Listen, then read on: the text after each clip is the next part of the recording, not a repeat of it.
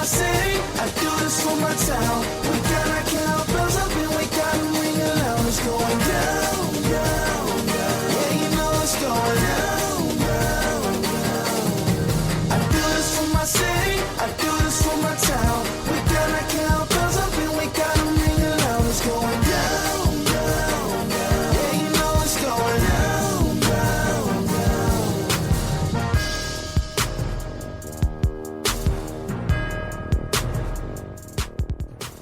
Ladies and gentlemen, welcome to another edition of the Maroon Maniacs.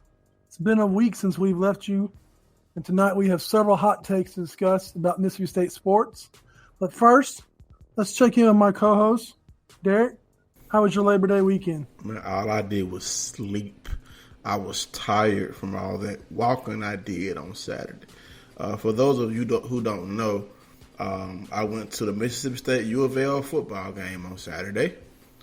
So that means I had to go to the Superdome and walk around there and stuff like that. Saw some of the pictures I took, and then I turned right around and came back home to go to the LSU versus Georgia Southern football game because, you know, I do cover Louisiana sports because I'm part of the Louisiana media here.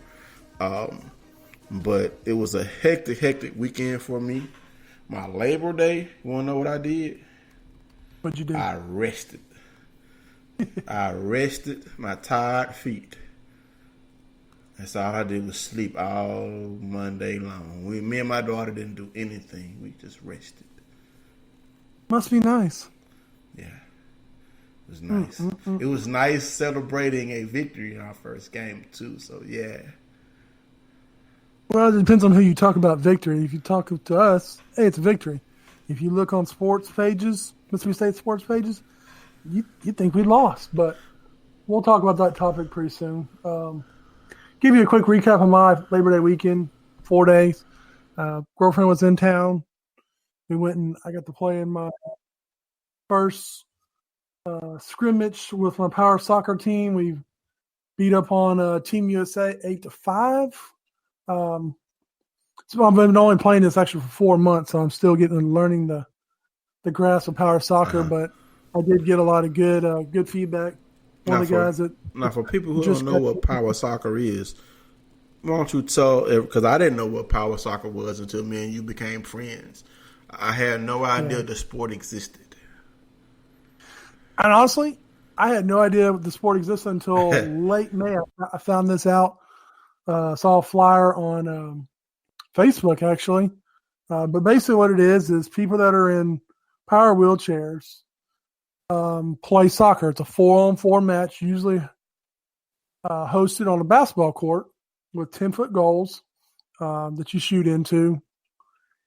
You have one goalie, you have 3 players, and they play from all around the world.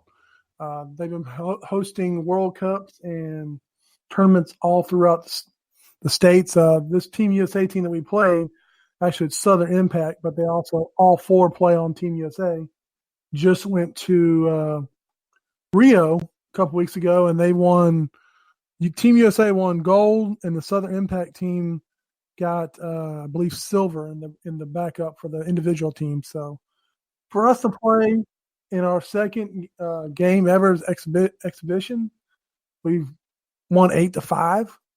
I've only been playing for about 6 months, but the MVP of the other team pulled me aside and says, I want to let you know that you were the most intimidating player I've ever played against in 15 years of power soccer. Yeah. And I did let him know that I am 6'5" and about 275, and that's all fluffiness. But I'm officially now, as of today, the largest person playing power wheelchair soccer in the world. You hear that? Stubbs has a record. He's the largest player playing power soccer, and he's a Bulldog fan, man. Yeah, when I saw your game film, man, I was like, look at Stubbs. You know, and when I saw what the guy told you about you were the most intimidating, we got to talk about that. We have to talk about your power soccer career, man, because, I mean, you're an inspiration, man, because, you know, if any of you Bulldog fans have a child or a family member who are in power chairs, I mean, get them involved in power soccer. Stubbs can possibly maybe connect you with someone in the area who can get your child involved, because just because you're in a power tour, that don't mean that you cannot be an athlete. And Stubbs is living proof. I appreciate it. I grew up a big sports person and played sports all the way through my high school up at Starkville High until I got sick. And some may or may not know that I have muscular dystrophy, and I got my wheelchair in college. And then I lost ability to walk when I was about 31. And so I've been doing the full-time power chair for the last couple of years. And, it's maybe my true calling. As a diehard basketball fan, growing up and going to all these basketball camps and winning all these awards, to now, who knows, I might be the next power soccer stud around the world. Hoping to try out for the Team USA team in 2 years. So I've got 2 years to make a statement and make a impact on these other coaches or whatever around the world. So, all right, well, that's enough about that. Yeah, we're ready. They're ready to get into the meat. Go ahead and jump into the Michigan State stuff. They don't want to hear about our soap opera life too much. So, what you think about this first win? Here's the thing. When I went, and we're going to do it like this. It was, of course, Tommy Stevens' debut in maroon and white after transferring from Penn State and winning the starting job. And he had a pretty good game. I mean, let's see his stats in the game. He was 20 for 30, 236 yards, 2 touchdowns. He also carried the ball 11 times for 37 yards and a touchdown. So the legend of Touchdown Tommy is born in maroon and white. 3 touchdowns in his first ever game as a Bulldog. Welcome to Bulldog Lord, Touchdown Tommy. The other things we need to talk about is he had no interceptions, and he completed almost 67% of his passes, which is actually the highest completion percentage since 2016, folks. And that's good. I mean, that's very, very good. I mean, I know it's game one. A lot of people trying to say, it's game one. Let's see what he do when he get to the SEC. A lot of people are like, it's game one. He's our savior. But the truth in both statements is it is just game one. And while he was very efficient, I think he's going to lead us to some good moments this year. I liked his poise. He did have one bad turnover, which was the fumble. But outside of that, he had a very, very efficient Bulldog debut. So, Tommy Stevens is our quarterback, and that's what we need to all now solidify and get behind him and hope that he has a successful season. Bulldog fans of all ages, doesn't matter. He's our quarterback. So we need to get behind this Bulldog team and support Tommy Stevens and the Bulldogs going forward. And that includes KT fans as well. Completely agree. So, but outside of Tommy Stevens, we did have another impact player that, when we did our bold predictions, I said I didn't have to call this guy's name out because I knew he was going to have an impact on the season, and that was Colin Hill. 27 carries, 197 yards, 1 touchdown, and he had 1 reception for 10 yards. So over 200 yards of total offense for Colin Hill. Probably would have got over 200 yards rushing if he had not had to come out of the game late with an apparent injury. But I talked to Colin after the game, said he was fine, just got rolled up on. So he's going to be ready to go for game 2. So you watch the game from home, Stubbs.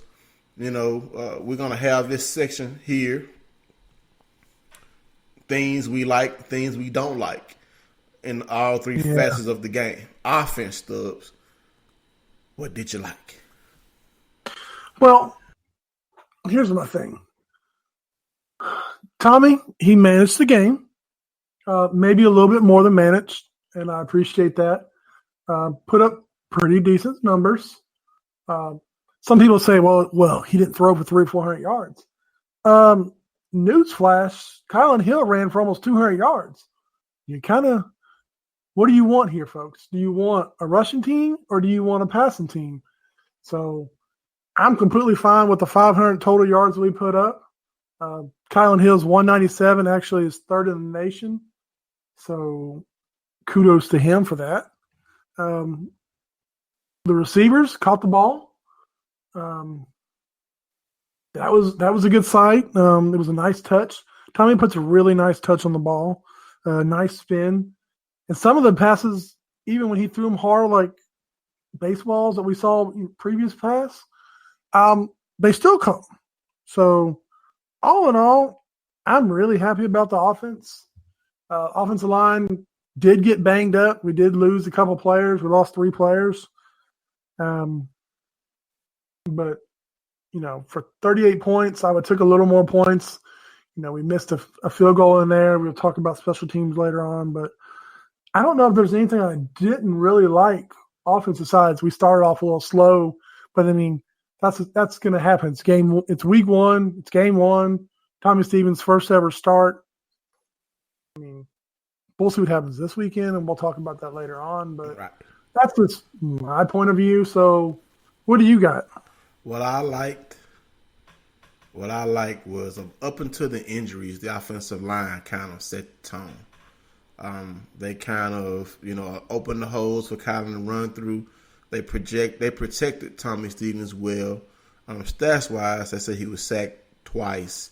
Outside of that, to have a quarterback completing over 60% of his passes and have a running back run for almost 200 yards rushing, the offensive line kind of set the tone to me. Not an overly dominant performance, but, you had to control that U of L defensive line to open holes for Kylan and to protect Tommy so that he could stay upright and complete 20 or 30 passes.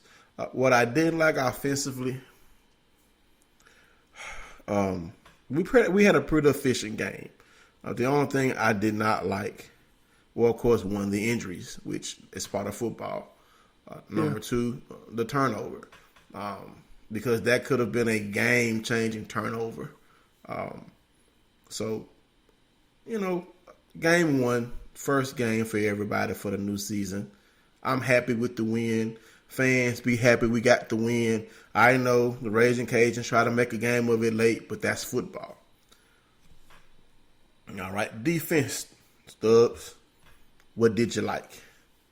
Oh, gosh, here we go. I don't know if I'm allowed to be negative Nancy this early into the show or not.